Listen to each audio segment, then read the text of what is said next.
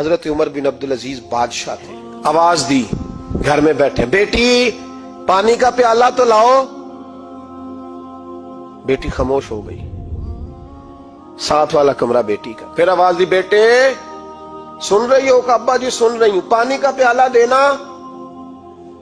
بیٹی خاموش ہو گئی، تیسری آواز دی تو زوجہ پانی لے کے آ گئی، نے کہا حضور پانی۔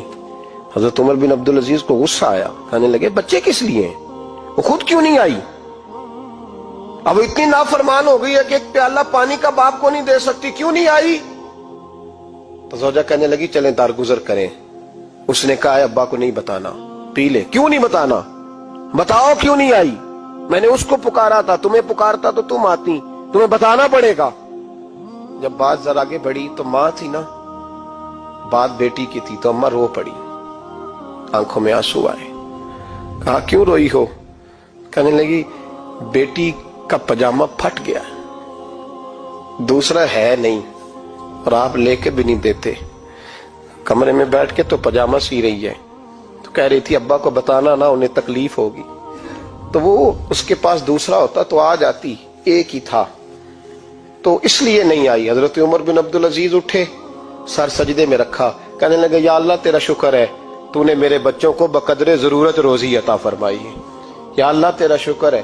ایک روایت میں نے پڑھی، کلیجہ منہ کو آیا، مصطفیٰ کریم بیٹھے تھے، تو سیدہ عائشہ صدیقہ رضی اللہ تعالیٰ نے عرض کی یا رسول اللہ صلی اللہ علیہ وسلم وہ دیکھیں سیدہ فاطمہ آ گئی ہیں، وہ دیکھیں بی بی صاحبہ بغیر بتائے آ گئیں۔ حضرت فاطمہ الزہرا آئی تو حضور نے فرمایا فاطمہ بغیر اطلاع کے؟ حضور چھوٹا سا کام تھا۔ کیسے آئی ہو؟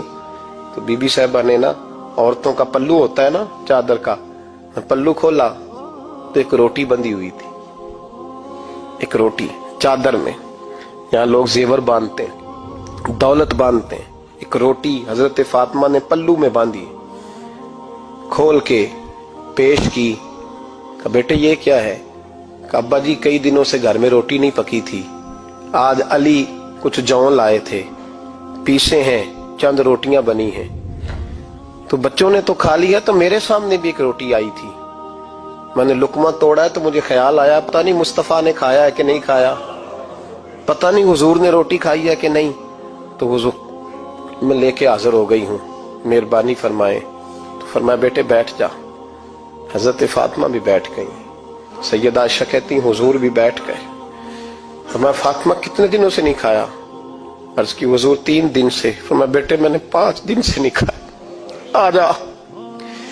دونوں باپ بیٹی مل کے کھاتے ہیں، روٹی 2 حصوں میں حضور نے بانٹی، فرمایا چلا جی تو کھا، آدھی میں کھاتا ہوں۔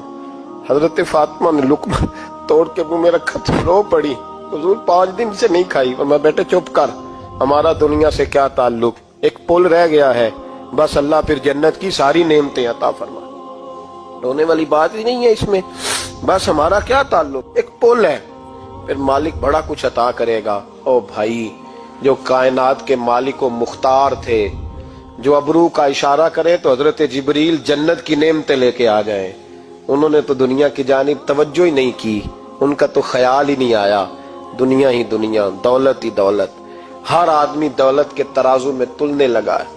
اب تو کلیجہ پھٹتا ہے، اب تو لوگ پوچھتے ہیں، اور میں کبھی کبھی بڑا مجبور ہوتا ہوں، آزمائش میں آ جاتا ہوں، لوگ کہتے ہیں جناب آپ سے کچھ قرآن کی آیات سننی ہے، آپ کتنے پیسے لیں گے؟ کچھ حدیثیں سننی ہیں، کیا اس کا معاوضہ ہوگا؟ آپ سے اس نبی کا نام سننا ہے جس کا آپ کھاتے ہیں، جس کے نام پر آپ نے عزتیں لی ہیں، ان کا نام سنا ہے، آپ کا ریٹ کتنا ہے؟